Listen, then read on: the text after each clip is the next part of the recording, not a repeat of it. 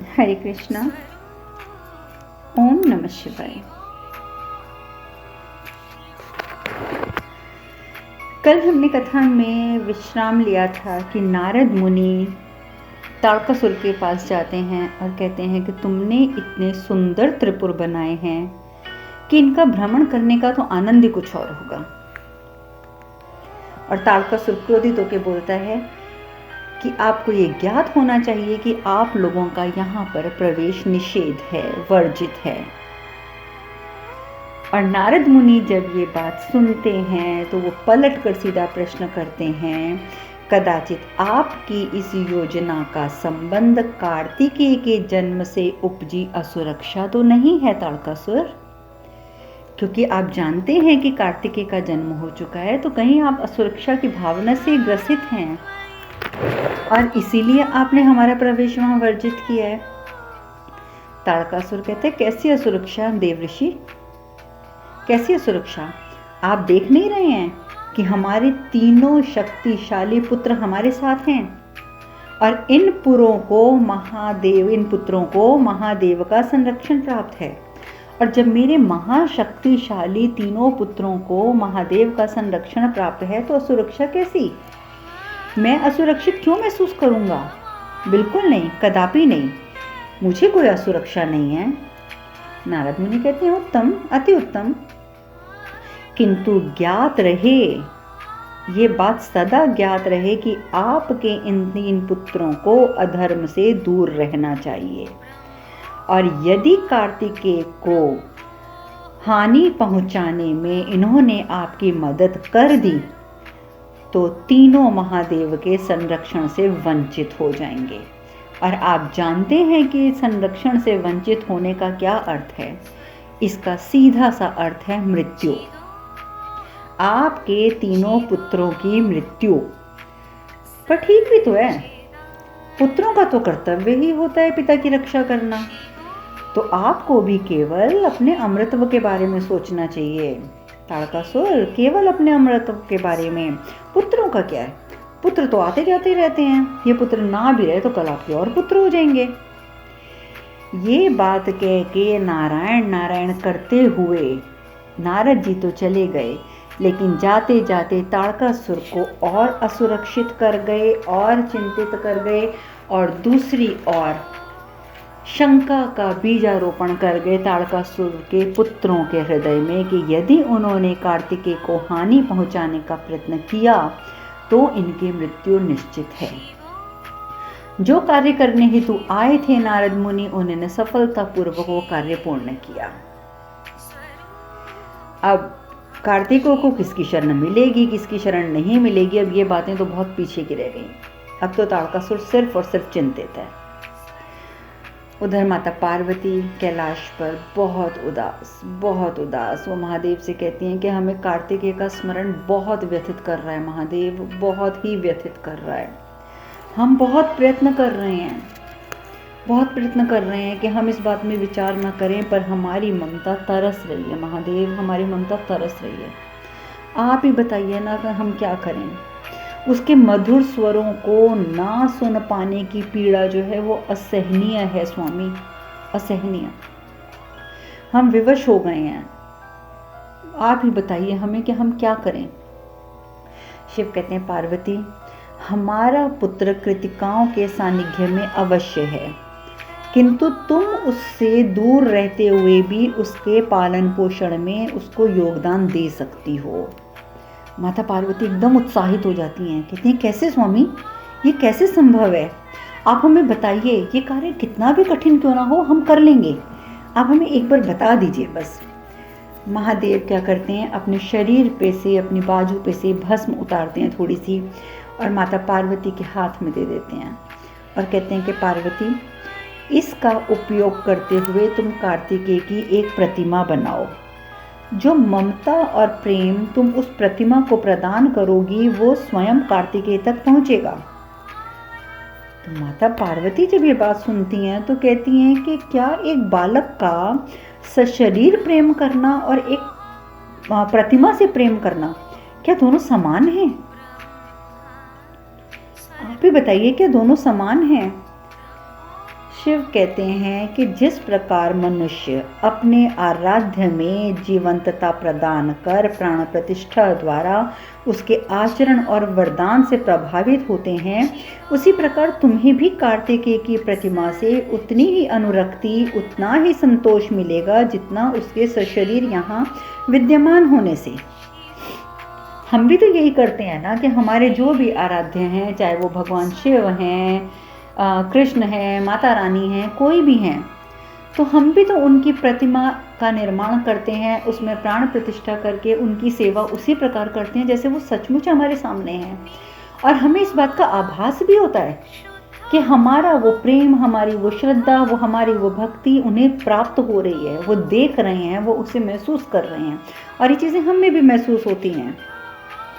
महादेव कहते हैं कि ब्रह्मांड के सृजन का सत्य ही यही है पार्वती, कि कोई भी वस्तु सजीव या निर्जीव अगर उसका ध्यान व मनन करने से आचरण, व्यवहार, संस्कारों और ज्ञान का आदान प्रदान स्वतः होने लग जाता है।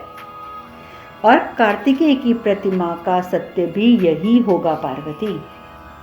तुम उसकी प्रतिमा बनाओ, उसे प्रेम प्रदान करो, उसे लाड दुलार करो, उसकी पालना पोसना करो, वो सब कार्तिकेय तक स्वयं पहुंचेगा। आराध्य की प्रतिमा में प्राण प्रतिष्ठा करके किस प्रकार हम पूजा करते हैं, अर्चना करते हैं, वही चीज़ महादेव ने माता पार्वती को समझाई। जिस प्रकार पूजा के समय हमें हमारे इष्ट, हमें हमारे आराध्य हमारे समक्ष प्रस्तुत नजर आते हैं, तो उसी प्रकार महादेव ने समझाया कि कार्तिकेय भी तुम्हारे पास रहेगा, तुम्हारे सामने रहेगा। माता पार्वती इस बात को जब समझ जाती हैं तो वो प्रसन्न हो जाती हैं, वो प्रसन्न हो जाती हैं। और उधर कृतिकाएं जो हैं वो लालन पालन शुरू कर देती हैं कार्तिकेय का। इधर माता पार्वती उसकी प्रतिमा बनाकर उसी प्रकार लालना पालना उसकी शुरू कर देती हैं। माता पार्वती को भी वही प्रेम प्राप्त होने लगता है, वही संतुष्टि प्राप्त होने लग जाती है जो बाकियों को होती है। इस प्रकार सालों बीत जाते हैं, सालों बीत जाते हैं। माता पार्वती प्रतिमा से कहती हैं कि हमारा मातृत्व संपूर्णता हेतु ललायित है पुत्र, तुम कब हमारे समक्ष आओगे, कब हमें तृप्त करोगे, कब हमारी ममता को तृप्त करोगे। इस प्रकार का वार्तालाप माता पार्वती प्रतिमा से कर रही होती हैं कि महादेव आ जाते हैं और आते ही कहते हैं वो समय आ गया है पार्वती, वो समय आ गया है, अब हम शीघ्र ही जाएंगे और कार्तिकेय को अपने साथ लेकर आएंगे। माता पार्वती बहुत खुश होती हैं, बहुत खुश होती हैं। पहले तो उनको विश्वास ही नहीं होता कि सच में हम कार्तिकेय को लेने जा रहे हैं। महादेव बोलते हैं हाँ पार्वती हम जा रहे हैं, लेकिन मैं चाहता हूँ कि पहले हम नंदी को और प्रेत गणों को वहाँ भेज देते हैं ताकि वो जाकर कृतिकाओं को बता दें, उन्हें सूचित कर दें कि हम आ गए हैं, आ रहे हैं वहाँ पे। और उधर दूसरी ओर कृतिकाएं जो बुरी तरीके से कार्तिकेय के मोह में बंध चुकी हैं, उनके पास जैसे ही नंदी पहुंचते हैं और जाकर बोलते हैं कि माता हम आप लोगों को सिर्फ ये सूचित करने आए हैं कि किसी भी समय माता पार्वती और महादेव अपने पुत्र को लेने के लिए यहाँ पहुँचने वाले हैं।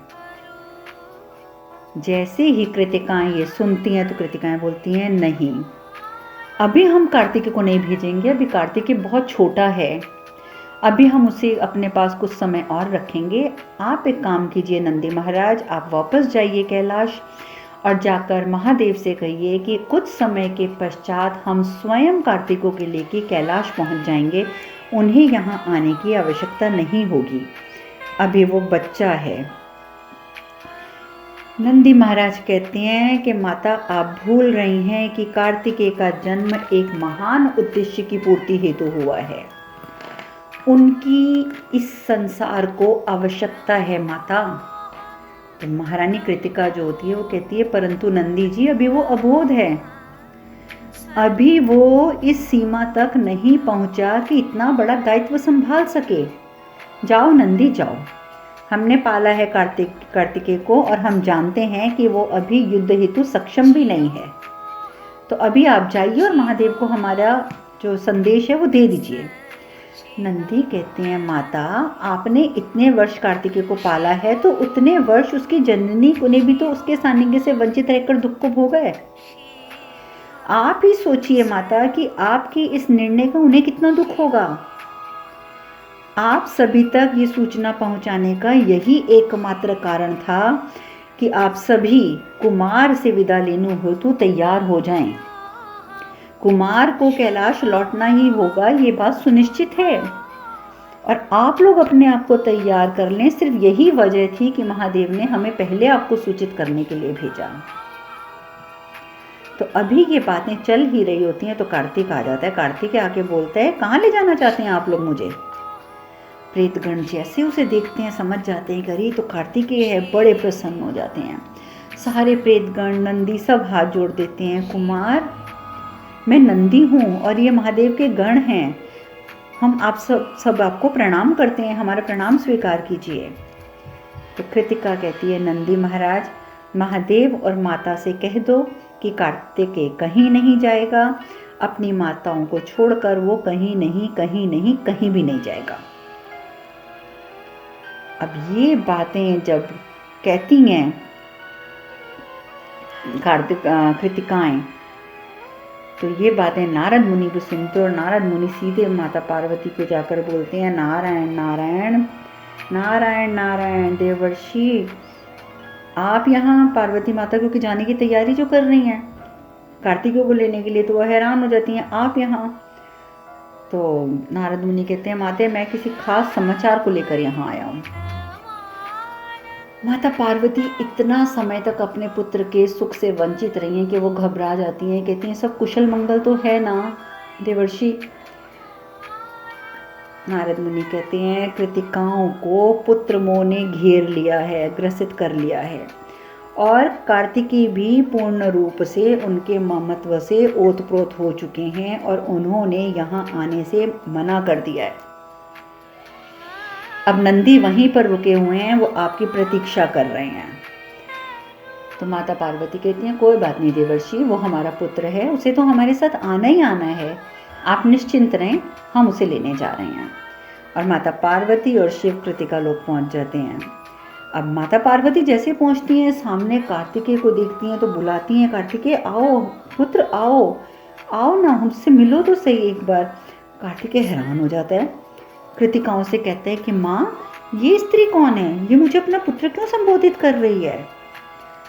जब ये बात कार्तिकेय कहते हैं तो माता पार्वती को गुस्सा आ जाता है कृतिकाओं के ऊपर। माता पार्वती कहती हैं कि आप लोगों ने अब तक इसे अवगत क्यों नहीं कराया कि हम इसके माता पिता हैं?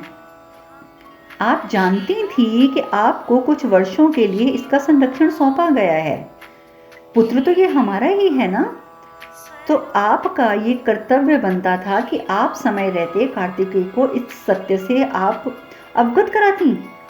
आपने अवगत क्यों नहीं कराया? कार्तिकेय तो कुछ भी नहीं सुनते और दूर जाकर खड़े हो जाते हैं, क्योंकि वो घबरा जाते हैं कि ये लोग कौन है जो मुझे लेने आ गए हैं। उधर महादेव कहते हैं कि मैंने आपको पहले ही कह दिया था कि इससे दूर रहने की जिस व्यथा, जिस पीड़ा को पार्वती ने सहन किया है, अवधि समाप्त होने पर वही पीड़ा आपको सहन करनी पड़ेगी। विधि के विधान को परिवर्तित करने की क्षमता किसी में नहीं होती, किसी में भी नहीं। अतः हमारे पुत्र को हमारे साथ जाना ही होगा, ये तो निश्चित है। कार्तिकेय चलो।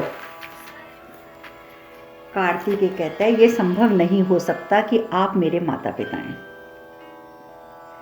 अपनी कृतिकाओं से कहते हैं कार्तिकेय कि माता आप कुछ कहती क्यों नहीं है, कुछ तो कहिए, ये क्यों मुझे अपना पुत्र कहते जा रहे हैं? मैं नहीं जानता इन लोगों को ये कौन है। और ये कह के वहां से वो भाग पड़ते हैं। माता पार्वती भी पीछे पीछे भागती हैं कि तुम रुको रुको कार्तिकेय रुको, हमारी बात तो सुनो। माता पार्वती पास जाने लगती है तो कार्तिकेय पत्थर उठा लेते हैं हाथ में, हम तुम्हें इससे मारेंगे अगर तुम हमारे पास आई भी तो। और उधर कृतिकाएं वो रोने लग जाती हैं, कहती हैं कि महादेव हम कार्तिकेय को आपको नहीं दे सकते, और अगर आप सच में उसे ले जाना ही चाहते हैं तो फिर हम आपसे एक वरदान मांगती हैं कि आप हमें मृत्यु का वरदान दे दीजिए, क्योंकि उसके बिना हमारा जीवन तो वैसे व्यर्थ हो जाएगा। हम नहीं जी पाएंगे, हम नहीं जी पाएंगे उसके बिना। आप हमें मृत्यु का वरदान दे दीजिए। भगवान शिव, आप जानते हैं कि वो तो सहनशीलता की प्रतिमूर्ति हैं। वो कहते हैं कि ममत्व के मोह का ये अर्थ नहीं होता कि भविष्य में आने वाली समस्याओं से उपेक्षित रहो। ये ममत्व का मोह, ये गलत होता है। मत भूलो, यदि तुम सब अपने निर्णय पर अटल रही, कार्तिकेय मेरे साथ ना गया, तो ये समस्त संसार अनर्थकारी सिद्ध होगा। अनर्थकारी। ममत्व का मोह होने का अर्थ ये नहीं होता कि तुम मां होने का भावार्थ ही भूल जाओ। माँ तो बिना किसी अपेक्षा के अपनी संतान का हित चाहती है, अपनी संतान के हित के लिए सदैव प्रयासरत रहती है। संतान के जीवन की संपूर्णता और उसके उद्देश्य की पूर्ति हेतु वो विभिन्न कठिनाई भी सह लेती है, अनेकों बलिदान देती हैं। माँ अपनी संतान का वर्तमान ही नहीं अपितु बहुमूल्य भविष्य के लिए कोई भी किसी भी प्रकार का मूल्य चुकाने के लिए तत्पर रहती है। और तुम लोगों के क्षणिक सुख को ही तुम अपना जीवन मानकर बैठ गई हो। ये क्षणिक सुख है कृतिकाओं, क्षणिक सुख। इसे अपना जीवन मत मानो, मत भूलो। कार्तिकेय का दायित्व इस समस्त संसार के प्रति है। कार्तिकेय की जितनी आवश्यकता तुम्हारे ममत्व को है, उससे कहीं ज्यादा आवश्यकता उसे इस संसार को है। संसार को जरूरत है कार्तिकेय की। तुम सिर्फ एक बात बताओ, क्या तुम्हें प्रसन्नता होगी कि तुम्हारा यही मोह संसार के विनाश का कारण बन जाए? बताओ, तुम्हें प्रसन्नता होगी अगर संसार का विनाश हो जाता है तो? माँ की संवेदनशीलता उसकी अपनी आवश्यकताओं और विभिन्न सुख की प्राप्ति के हेतु नहीं होती है, कभी नहीं होती है। अपितु माँ तो संसार के प्रति अपना दायित्व निभाती है, समस्त संसार की माँ बनती है वो, क्योंकि एक माँ के हृदय में जगत जननी का अंश वास करता है। और जगत जननी कभी भी संसार के प्रति उपेक्षित नहीं रह सकती। तो फिर तुम माँ होकर संसार के प्रति ऐसे उपेक्षित क्यों रह सकती हो? क्यों सोच रही हो कि तुम रह पाओगी? नहीं कृतिकाओं, नहीं। तुम्हें ये समझना पड़ेगा कि इस संसार को कार्तिकेय की आवश्यकता तुमसे ज्यादा है। अपने माँ का कर्तव्य निभाओ और उसे हमारे साथ भेजो ताकि संसार का कल्याण हो सके। और मेरी इस बात को सदैव अपने हृदय के अंदर धारण करके रखो, हमेशा धारण करके रखना इस बात को कि तुम सभी स्त्रियों के अंदर जग जननी का अंशवास करता है, इसलिए तुम्हें संसार को उपेक्षित नहीं रखना। तुम्हें अपने पुत्र के साथ साथ संसार के सभी पुत्रों का ध्यान रखना है, समस्त संसार का ध्यान रखना है। कृतिकाएं जो होती हैं वो जब बातें सुनती है तो वो रो पड़ती हैं, क्षमा मांगते हैं कि हमसे भूल हो गई महादेव, हमसे भूल हो गई। हम अपने धर्म का ही स्मरण नहीं रख पाए, हम अपने धर्म को ही भूल गए कि हमारा धर्म क्या है।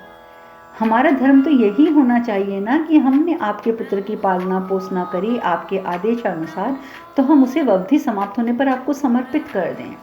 हमसे बहुत भूल हुई है महादेव, हम क्षमा प्रार्थी हैं। और कार्तिकेय की माताएं यानी कि कृतिकाएं क्षमा याचना करती हैं।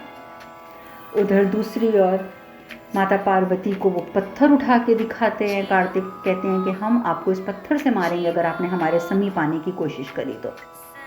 माता पार्वती बहुत समझाती हैं कि पुत्र तुम हमारी संतान हो, हम बेशक तुम्हारे समीप नहीं थे परंतु एक क्षण को भी हम तुमसे दूर भी नहीं थे। वो सब कुछ बताती हैं कि क्यों हमने तुम्हें कृतिकाओं के पास छोड़ा, किस प्रकार से तुम महादेव और हमारी संतान हो। ये सब बातें सुन तो लेते हैं। वो साथ में माता पार्वती ये भी कहती हैं कि मैं जानती हूँ कि हम पर विश्वास न करना उचित है, परंतु एक बात बताओ, यदि कृतिकाएं तुम्हें ये बात कह दें कि हम ही तुम्हारे माता पिता हैं, तब तो तुम मानोगे ना। हमारी बात पे तुम विश्वास नहीं करना चाहते, मत करो, परंतु अगर कृतिकाएं कहेंगी तब तो तुम मान लोगे ना। तो कार्तिकेय को जब ये बात होती है तो वो तो जानता है कि कृतिकाएं तो कभी नहीं कहेंगी कि मैं उनका पुत्र नहीं हूं। कहता है ठीक है चलिए हम चलते हैं। फिर से वो कृतिकाओं के पास आते हैं। कृतिकाएं जैसे ही कार्तिक को देखती हैं तो अपने पास बुलाती हैं। कार्तिक के आते ही बोलते हैं, माँ ये क्या कह रही हैं? ये कह रही हैं कि ये मेरी माँ हैं। तो कृतिका महारानी जो होती है वो कहती है, ये सत्य कह रही हैं पुत्र, सत्य कह रही हैं। पालने वाली माताएं तो बहुत होती हैं, पर ये तुम्हारी जन्म देने वाली माता है जो केवल एक होती है। जन्म केवल एक माता देती है, पालने वाली तो बहुत माताएं होती हैं, अलग अलग होती हैं। हमारा स्थान तो कोई भी ले सकता है, परंतु जननी सिर्फ एक होती है जो कभी किसी का स्थान नहीं ले सकती, कभी किसी का स्थान नहीं ले सकती है। तो ये बात जब सुनता है कार्तिकेय तो वो परेशान हो जाता है। कार्तिकेय कहते हैं कि नहीं, मैं आपको छोड़कर नहीं जाऊंगा, मैं आपको छोड़कर नहीं जाऊंगा। और वैसे भी अगर ये मेरी माँ है तो ये मुझे छोड़ के क्यों गई थी आपके पास? इन्होंने अपने आप क्यों नहीं किया मेरा पालन पोषण? क्यों आपके पास छोड़ दिया इन्होंने मुझे? कृतिकाएं कहती हैं, क्योंकि जब हमने तुम्हें पहली बार देखा था तो हमें तुमसे प्रेम हो गया। तुम्हारा इतना सुंदर, इतना प्यारा मुख देखकर हमें तुमसे प्रेम हो गया, और हमारे मन में तुम्हारी माता बनने की इतनी प्रबल इच्छा हो गई कि हम तुम्हें बता नहीं सकते। और तब हमने इनसे प्रार्थना करी थी कि कुछ वर्षों के लिए ये तुम्हें हमें सौंप दें, और इसीलिए इन्होंने हमें आपको तुम्हें सौंप दिया था, और हमने तुम्हारी लालना पालना करी। असल में जगत पिता भगवान शिव और जगत जननी माता पार्वती ही तुम्हारे जन्मदाता हैं। जब ये सारी बातें कार्तिकेय सुनते हैं तो वो रोने लग जाते हैं। रोते रोते कहते हैं, माता हमें इतना दंड मत दीजिए।